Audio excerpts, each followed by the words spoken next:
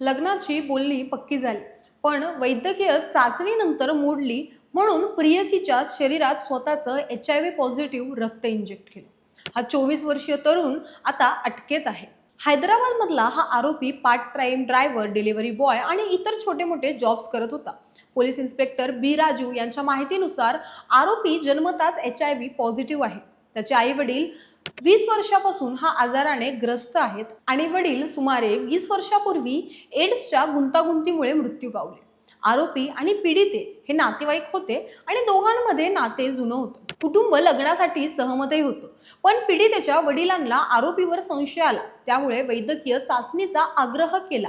अहवालात HIV positive आल्यानंतर लग्न रद्द. यावर संतापलेल्या आरोपीने मेडिकल स्टोअरमधून सिरीज विकत घेतली. पीडित घरी एकटी असताना तो तिच्या घरात घुसला आणि जबरदस्तीने स्वतःचं संक्रमित रक्त तिच्या शरीरात इंजेक्ट केलं. ही घटना उघड झाली पीडितेने पालकांना सांगितल्यावर. लगेच तिला गांधी हॉस्पिटलमध्ये दाखल करून उपचार आणि तपासण्या सुरू केल्या. पोलिसांनी गुन्हा दाखल करून उपचार आणि तपासण्या सुरू केल्या.